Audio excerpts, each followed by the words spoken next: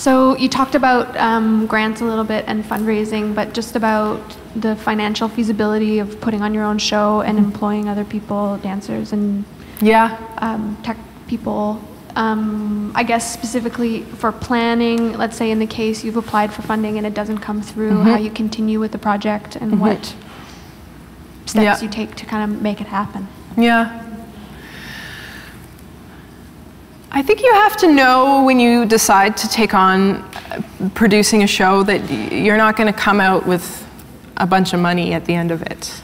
I think you have to know that in advance. Hopefully you can pay yourself for your work. Hopefully you can pay your dancers. But most of the time in your first production, your money tends to go to the production team and to your dancers, and then there might be a little bit left over for yourself but generally, and please speak up if I'm wrong, but generally in that first couple of shows, it's really about having your work presented and paying your artistic support. That said, I've been fortunate with some funding through Toronto Arts Council and Ontario Arts Council, and that's been fantastic. We looked to some other opportunities, like for instance, my dancer from Burkina Faso was able to get funding through a French Cultural Center to be able to come here with his flight. So there's other avenues depending on who you're working with. Fundraising is a big part. Personal contribution can be a big part. And then also looking at what kind of exchanges can you make. For instance, I do a lot of costume design, and I'm also the front of house manager at the Winchester Street Theatre. And so my first show, the theatre cost very little because I have this relationship with that building and with the people there, and they wanted to support my first show. I think don't be afraid to ask, because if you don't ask, you don't know.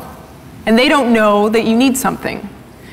And you may not get what you asked for, but you might find a way to meet in the middle there. I sort of always, the same thing with when I'm doing my big plan or my big dream plan, it's the same thing. I sort of ask for exactly what I'd like, and then we negotiate that and find something that works for both parties. As far as some of your staff on your show, maybe they have a production coming up and you can do a direct exchange that way. That kind of thing can be really helpful. And then the other thing to really think about, and this is something that's sort of coming up in my life right now, is how many dancers are you working with? Are you working with a big group of dancers, and so you have the overhead of paying those dancers, but then you also have the income of all the people they bring to the show? How does that balance? Are you more interested in doing solo creation work, but therefore maybe there's a pocket of money to pay yourself, but it is harder to bring in that audience. So it's an interesting sort of back and forth with yourself of what is it that you're interested in, how am I going to have people see my work, and how do I connect those things and make that happen. Does that help? Yeah? Okay. Oh, great. Okay, we'll start here and then don't forget and we'll work around. Can you speak to how you started working overseas? Yes. And how that relationship started? Yeah, definitely. I was very fortunate in 2005 when I graduated from the School of Toronto Dance Theatre to be offered a Dance Web scholarship for Impulse Tanz, which is a big festival in Vienna. And that really for me was a starting place, and I'll never forget what Michael Trent said to me before I left. He said, go with an open heart and a receptive mind, and you'll be fine. And what happened was I was there and I had registered for these courses and all the things I thought I wanted to do, and then I walked down the hallway and I looked in and there was this amazing African class happening with a dancer from Nigeria, and I thought, well, I'm not going to Rose's Rep, I'm going in there. And that was it. I was sold. And I didn't do any of the workshops that I had planned. I followed this man around for 2 weeks, and he happened to also be working with somebody that I was working with later in the week, and so he was in on that workshop as well, and it was fantastic. And then at the end of that time together, he said, well, I have a festival in Lagos. in December, you should come. Okay. So I went. And I paid for it myself. I picked up extra coffee shop jobs. I did whatever I could to get there. And I just went. And I spent 6 weeks there. I did the festival. I performed a solo work. And then I did the festival. And then I spent another 6 weeks there afterwards. And then I came home.